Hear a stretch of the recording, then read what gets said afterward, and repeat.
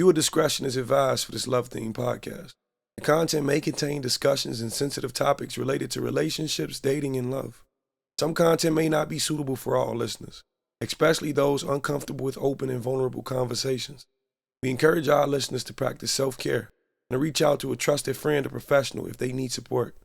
You have no friends, you have me. Welcome to the Lost Loverboy Podcast.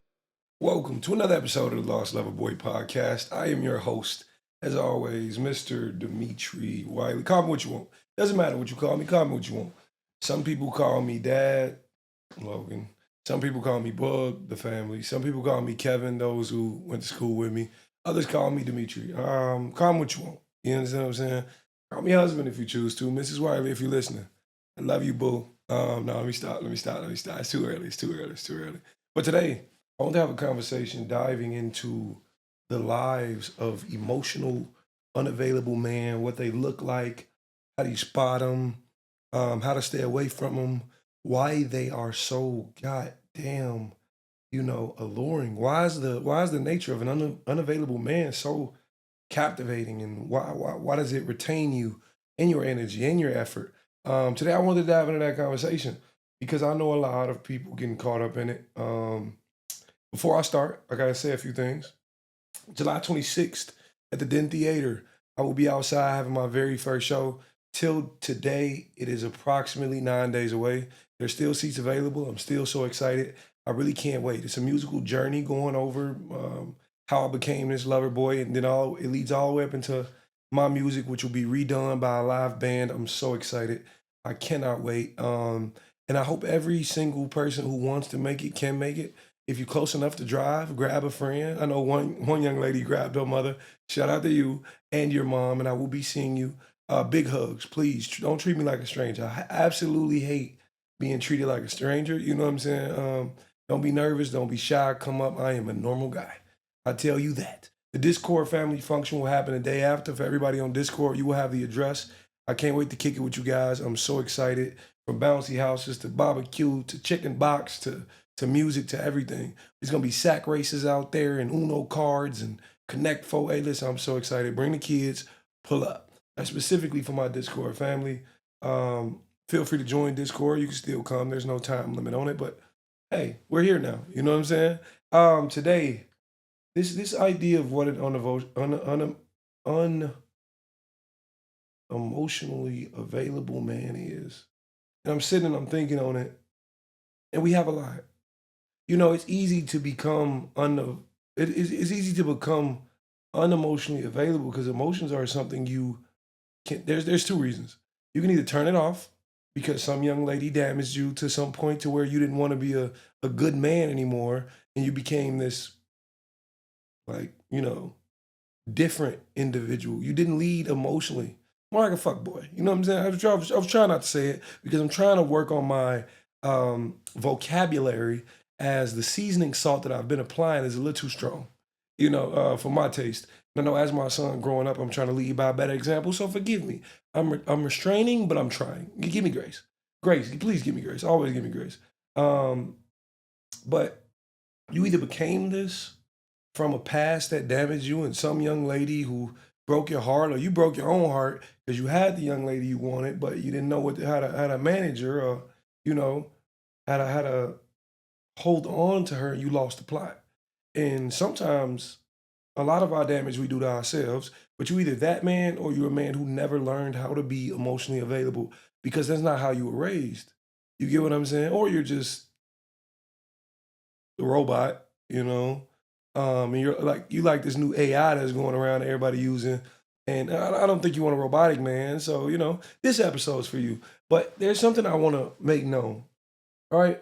Just because a man wants you does not mean a man is ready for you, right? I don't know if y'all know what this thing called emotional bandwidth is. I want to actually read you the definition, like the literal definition of what emotional bandwidth means. Because sometimes you're not dealing with a man who doesn't like you or who isn't attracted to you, but he just does not have a strong enough emotional bandwidth to stand by you, to hold you into. It says the definition of emotional bandwidth refers to the amount of emotional energy and capacity a person has available to process and manage their own emotions. I'm gonna repeat that. Their own emotions and the emotions of others. Hold on now. So if I don't have enough in me to handle my own emotions and who I am as a man, there's no way I can handle you. Right? Because it's proven that women tend to have better emotional regulation than men. Women tend to see a variety of emotions as a man. We see the typical five. Everything that a man goes through and we don't understand it, we call it anger. But a woman understands when she's sad. She understands when she's frustrated, when she's bothered. And a lot of times that be a lot of women attempting to spit that out to their man who just ain't getting it. Attempting to spit that out to their man who just don't understand. You don't get it.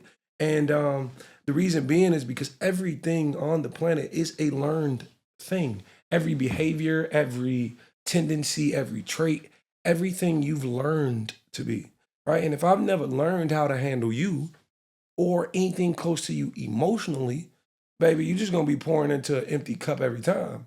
You understand what I'm saying? That's just what happens when you deal with men who, it's not that he doesn't understand you, he literally just can't process. It's like two different languages. And I don't speak your love language. And that is forever doing yourself a disservice dealing with somebody who doesn't speak the language in which you desire to be loved. Baby, I was never a physical touch kind of man. You know what I'm saying? So I'll never touch you the right way. Or I had never understood acts of service because ain't nobody ever did shit for me.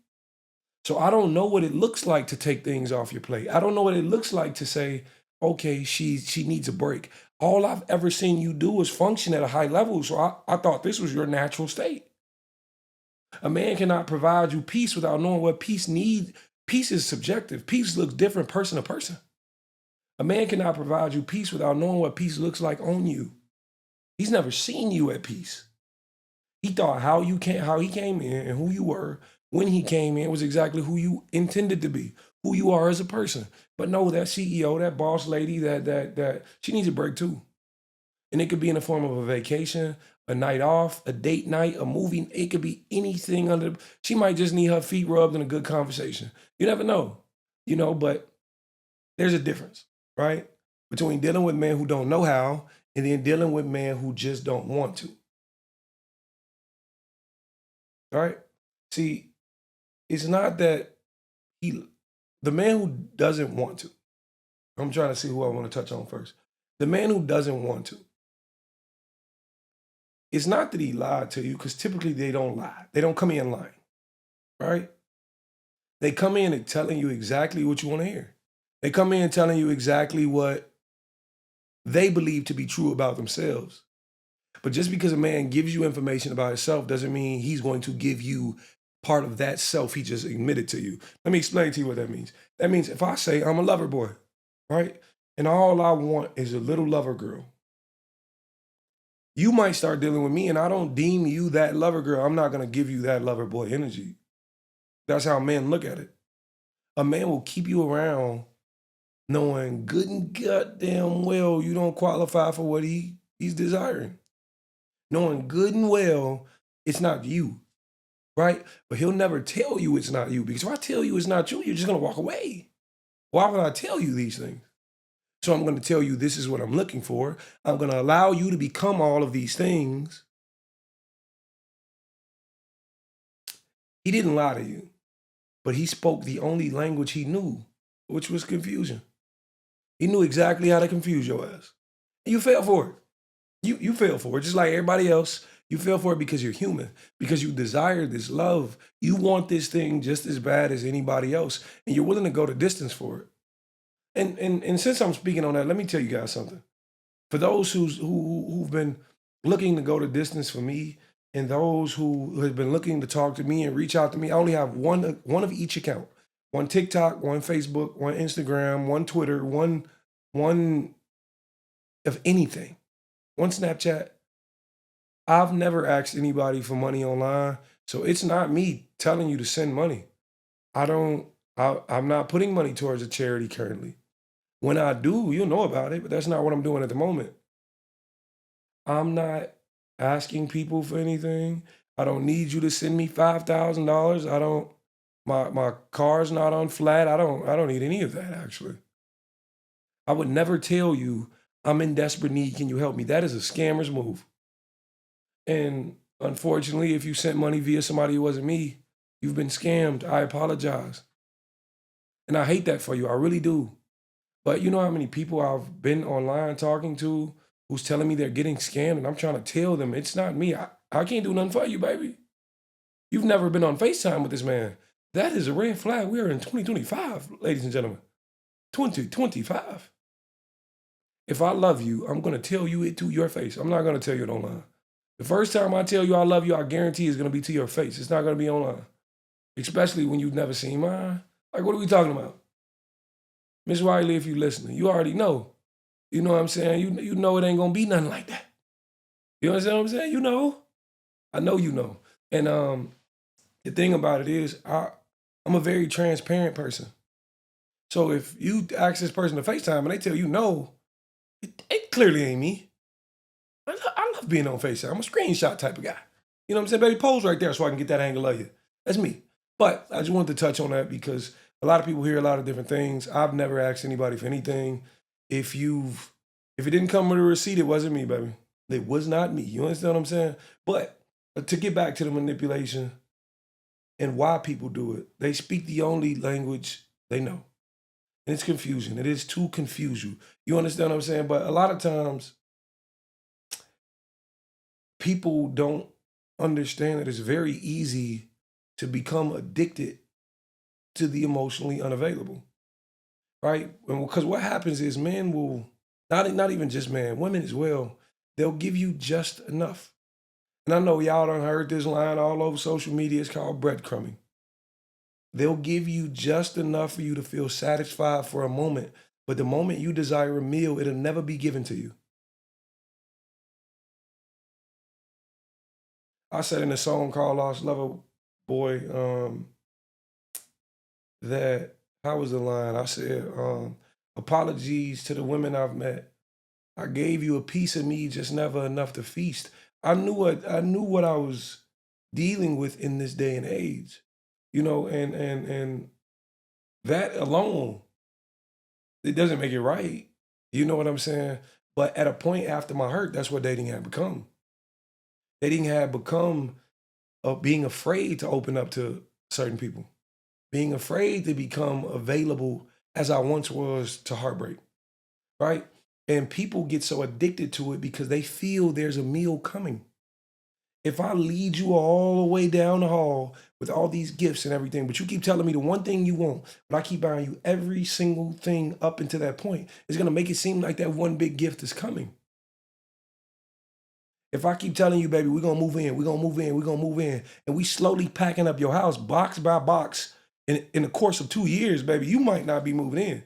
You might just be boxing up your house for no goddamn reason. You know, and a lot of women become so attached to the idea of being the one. And let me tell you something, the one is something you create in your brain. You find a man who's emotionally turned off, and what happens is you say, if I can turn him on, I'm winning.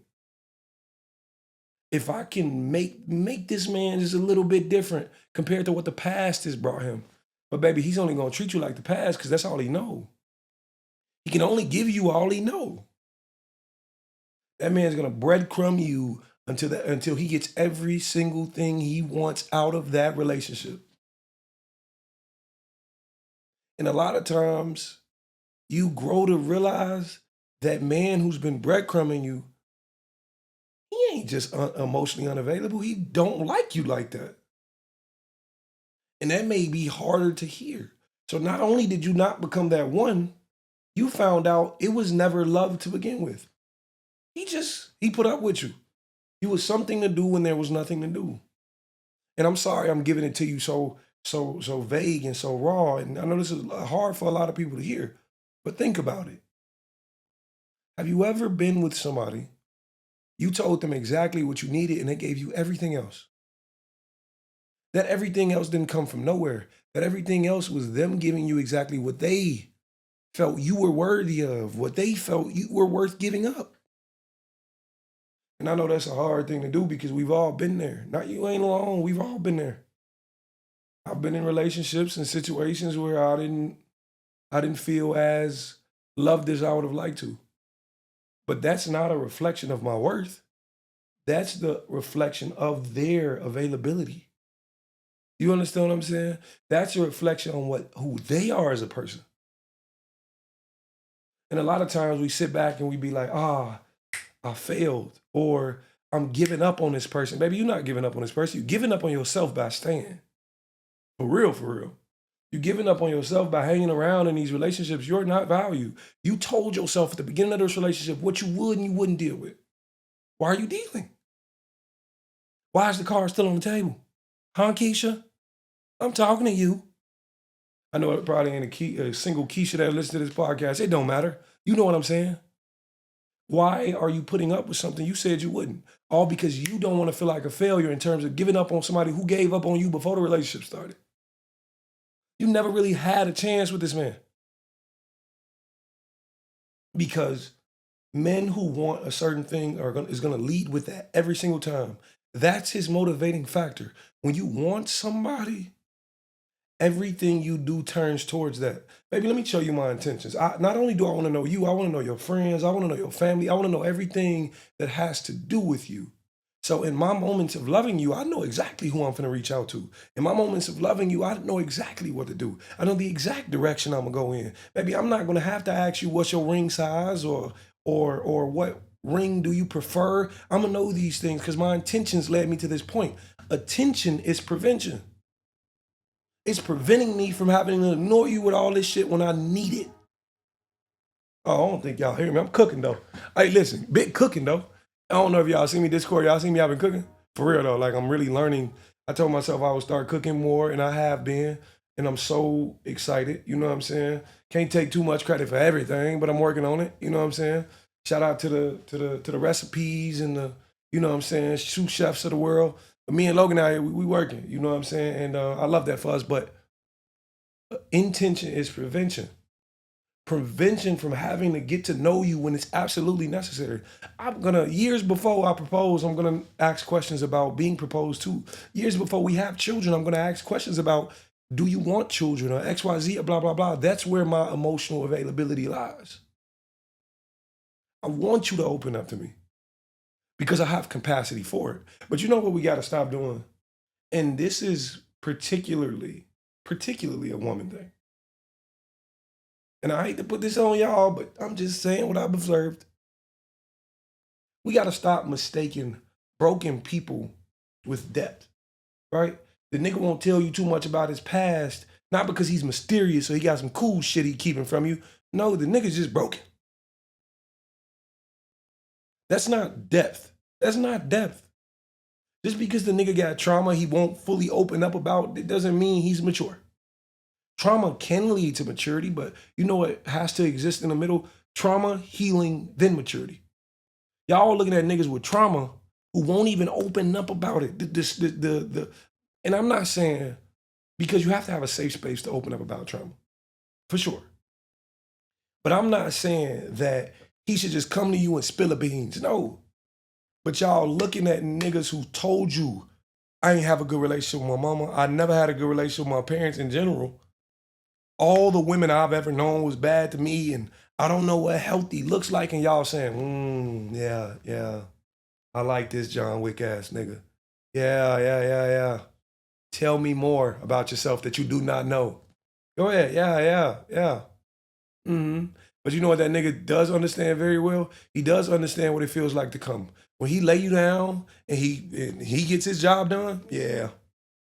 He understands that part very well. He ain't mysterious in that regard, is he? Somehow it's funny. You still never came. Yeah, real mysterious. Yeah. Put your hood on. Y'all ever seen that fucking Kermit meme when he had the hood on? That's the type of niggas y'all like. I know you ain't got a lot of me, sister. I get it.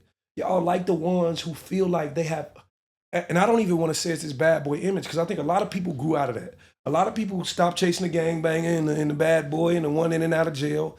But y'all like the mysterious nigga.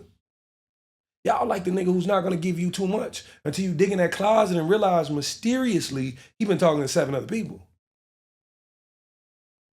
Until you realize mysteriously there's nothing there. You just keep pouring and pouring and pouring into a man, and you realize all the way at the bottom of that depth you thought that nigga had was the floor. Now you gotta come mop yourself up off aisle 3. How does that feel?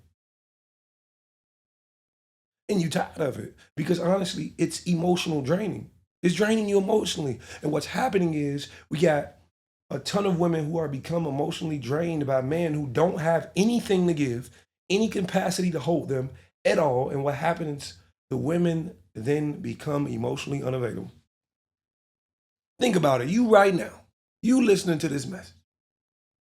You, Crystal. Yeah, you. You, Candace. Yeah, you. I'm sorry to be putting y'all out there like that. But let me ask you something. How much do you have left for a man? Y'all tolerance is like this. And let me tell you something. You wasn't born with a tolerance level like that. It became letdown after letdown after letdown after clean up on aisle 3, clean up on aisle 3, clean up on aisle 7. Until you realize I'm just done pouring into niggas. If he showed me one thing, I'm out. It's over with. And you know, that comes from a stigma of particularly Black women, or just women in general, feeling like they have to endure. I don't think y'all heard me. Feeling like they had to endure all the problems of what a man is and his emotional unavailability and his mysterious depth that no one understands and all of these things. You got to stay there and help that man. That stigma that a woman's supposed to stick it out, yeah, baby, let that go. Let that go. I was left. You know what I'm saying? And you know what I told that young lady upon leaving? I said, I'm very proud of you. Very proud of you. Reason being because you're doing something I should have did a long time ago. Oh, do you hear me? I said, you have the capacity and capability to pick you when I was never able to pick me. I'm glad you're not enduring. You got to find someone who pours back into you. We are so unfamiliar with what genuine love feels like. We are so unfamiliar with what genuine love feels like that it creates space for emotionally available man to shine. I don't want this recognition. I'm gonna be honest with you. I don't want it. I don't feel like I deserve it. I've done nothing other than be myself. And listen, that's ordained by God. And everybody tell me that's given by God. So shout out to Big G. You know what I'm saying? I'm gonna thank him every single time I get. But what y'all gotta understand is this is not something I deserve. This allure or this light or this attraction was born out of deprivation. I don't want y'all looking at the dating scene of the man you know and saying, that's a good man. Demetri's a good man because Curtis wasn't shit. Demetri's a good man because Cletus ain't shit. Because Alfalfa wasn't too much. You know what I'm saying? I don't even want that. I want to be a good man just for being me, and I'm trying. You know, so for anybody, and I thought about it too, on Father's Day it hit me, I don't deserve anything other than good job, Dad. That's it. I'm not the greatest father in the world. I'm not. I'm trying. I want to be, but I don't think that's a title I can earn. I can be the best dad for Logan. That's it. And you're not looking for the best man in the world. You're not. You're looking for your man. You're looking for the one that picks you. I was on TikTok recently and I asked them, if God came down, and I want y'all to drop it in the comment section, let me know. If God came down and he said, okay, Deborah, I don't know. He said, there's option A. I can give you a man who loves you with 100% capacity, 100% that he has. I ain't saying he always gonna do everything, right? I'm not saying everything you tell him he's gonna understand, but he's going to attempt to learn you. That's his 100% effort. But y'all can never get married. Or 2, I'll give you a man who loves you 75%, is trying 75% of the time, and y'all can get married tomorrow. And it's gonna be a beautiful wedding and a ceremony and a this and a that. You know how many people pick option B? Why? Why, people? Is your goal not to find who suits you best? I'm going to be honest with you.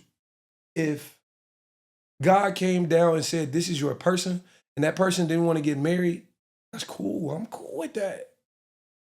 I'm okay with that. As much as I want to be married, I'm okay with making that sacrifice because this is my person. God told me so. And that's why I say he came down. I ain't going to tell you these things. He said this. So you know it's assuring. But everybody's like, option B, option B, option B. That's because y'all want a wedding. Y'all want to say, I want a marriage. I want a partnership. I want a bond. I want someone who has the emotional availability for me. And on days they don't, they pour it all into me. And baby, I promise you, you ain't gonna hit the flow. That's my promise to you. I promise you, you ain't gonna touch the flow. It's gonna be a pot to catch you after that pot. So when you drop to this pot, it's gonna be like, look, you know what I'm saying? Baby, you'll never hit the flow. I got you. I have you. You understand what I'm saying? But always, you're looking for who suits you best. And I'm not saying they always gonna get it right, but if they're willing to try, that's what 100% comes in. A lot of us mistake intense relationships. And what I mean by that, intense relationships is the idea of, oh, he yoked me up. He must care. Or he was jealous when I was fucking with this man. He must care. Or he wanted to have a baby. He must care. Or no, intense does not mean intimate. Two different things. When people hear intimate, they automatically think sex and relation. No. Intimate is safe. Intimate is when even when I don't understand it, I'm creating a safe landing for her. Intense is all these things that the world like valued. The idea that, oh, if I want a man who could make me shut the fuck up, for what? I want a man if he raised his voice, baby, it's getting toxic.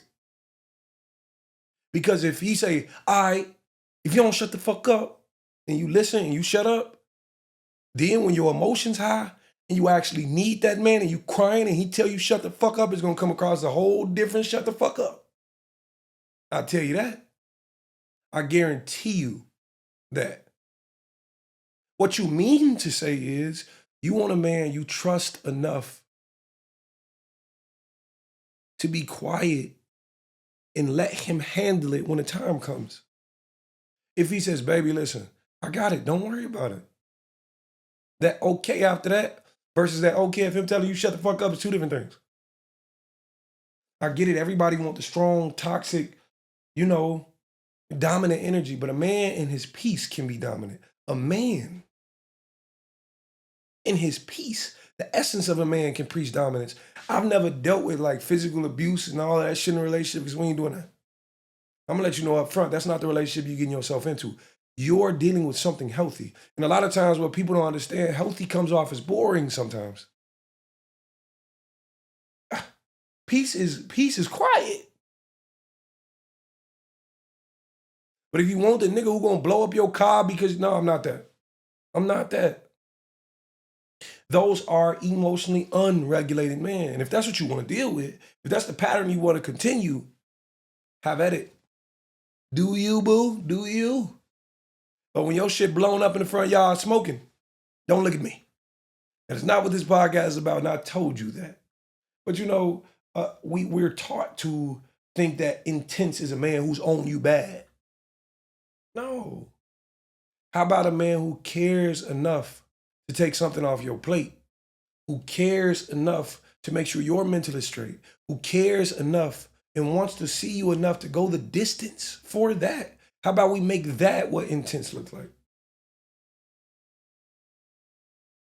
Instead of a man who gonna fight the first nigga who looked at you. But you know what? It's a difference, man. I be seeing people and they want their man to be jealous. Why? Baby, let me tell you something. You ain't never got to flirt with nobody else to intentionally make me jealous. It's not going to work. I wouldn't be with you if I thought that's the character you displayed. If a nigga look at my woman, he like, oh my God, you're beautiful. I'ma say thank you. I'ma say thank you because I knew that already. I'll tell her this every day. This isn't new news, my brother. I appreciate you though. Like, shout out to you. You know what I'm saying? I get what you wanted to do, but this lady knows this. I reassure her of that. That's the intimacy I hold with her. That's the space I regard her in. And every man should feel like that. We get so judgmental. We get so caught up in being jealous or her stepping out, or I promise you, if you did what you needed to do, there'll be less stepping out. I'd rather my person come to me and be like, baby, I feel like cheating on you today. I'll be like, all right, bye. Do you? If you want to throw the relationship away, okay, cool. But at least you came to me and told me. At least we got that relationship. You know what I'm saying? It ain't gonna be no relationship after this, but cool. You know what I'm saying? The availability, baby, the capacity to hold what you just said is there. I ain't like what you said and it don't work for my life, but I had the capacity for you. You know what I'm saying? And a lot of times, man, we think that this intense form of love is intimacy, and it's not. It's not. If you have a good woman, be proud that you have a good woman, because what you can't stop is the world from seeing you have a good woman. If you have an insecure man, there's nothing you can do about that, baby. Yes, don't get me wrong, reassurance is a thing. But reassurance will never provide that man closure with who he is and what he deserves. It'll never do it. It'll never do it. If you can't stand by that man and say, baby, I only want you, and he believe it, he'll never believe it. I know the world's gonna see what's mine and Mrs. Wiley as a gem because I did. And I ain't the only nigga around here with 2020. You know what I'm saying? These niggas out here with negative threes in their eyes. You know what I'm saying? They can see this is a baddie. This is a real, genuine woman. A woman who's sure of herself. You know, so stop thinking just because that man is jealous enough to fight the world for you, or just because that man is gonna choke you up because he ain't like, that's not love. It's not intimacy. It's an intense form of toxicity. Stop confusing the difference. You have to be emotionally available for intimacy. To be intense, you just gotta be physical. You just gotta be angry. You understand what I'm saying? But you know, it's another thing that we really don't speak on when it comes to emotionally unavailable man. A lot of times, emotionally unavailable men self-sabotage intentionally. You gave him what he asked you for, and he still ran from it. He said, oh, I never had this happen in my life. You gave it to him, and he was like, oh, hell no. She's willing to give me what I'm asking for? Okay, no. If she gives me what I'm asking for, then I'll never have an opportunity to tell another woman she didn't give me what I was asking for. And then he get what he asked for every single time from each woman he's dealt with, because he's running the same plot and saying, I've never had this happen to me. We self-sabotage in order to stay single. You can be everything that nigga's ever desired. But until he actually receives you in, you're nothing. You know, so don't think just because a man says he wants these things, it's true.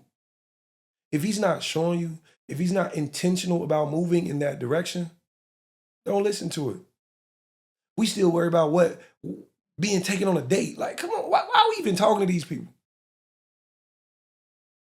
I said, I was having a conversation on my Discord, and I told them, you know what you do? Just go out and make a friend. No more, no less. Just go make you a friend. Because everybody be talking about men and how they let you down, and it's a disappointment, and the first date be a disappointment. Okay, don't go out on the first date. Just go kick it with a motherfucker. There's no expectations, no kiss at the end of this, no you gotta pay, no nothing. And allow your friendship to transpire into some real shit. That's it, that's all. Y'all ain't gotta dive into the background history of who you talked to or who you dated, or y'all ain't gotta get physical or none of that. Take all the expectation off the table so you can stop viewing man as disappointments. He can't disappoint you as a friend, because naturally you hold lower expectations for friends as you do men you're dating. Don't say you dating them. Just say, yeah, I'm kicking it with this dude today. He cool or whatever. If something happens, something happens. You get what I'm saying? It's a big difference. It takes it off of your plate because a lot of times these men go on these first dates and they know exactly what to say to sleep with you by the end of the night. And you like, damn, man, that nigga promise showed more than that. The promise he gave you in 30 minutes? Y'all just went out for chicken? Damn. You know what I'm saying? Don't get me wrong. I ain't saying there's nothing wrong with love first night. You know what I'm saying? You do what you have capacity to do. I'm not your daddy. Miss White, I'm not talking to you. I'm your daddy. You know what I'm saying? But everybody else, I ain't your daddy. You feel what I'm saying? Everybody else, y'all do what y'all want to do. But all I'm saying is you are the reason you're being disappointed. You're opening the door for it. Leave the door closed on disappointment and nobody can. Go make 12 friends tomorrow. What they say, they be on podcasts tomorrow. Date them all. No, fuck that. Friend them all. Well, you got to date them all. Friend them all. And you can still tell which man is a good man and which man is not. Come on now. You can tell which man is emotionally available and which man isn't. It's right there. The work is right there. Why? No, because everybody wants to be chosen. Everybody want to be taken out. Everybody want to be picked. How about you pick yourself for once?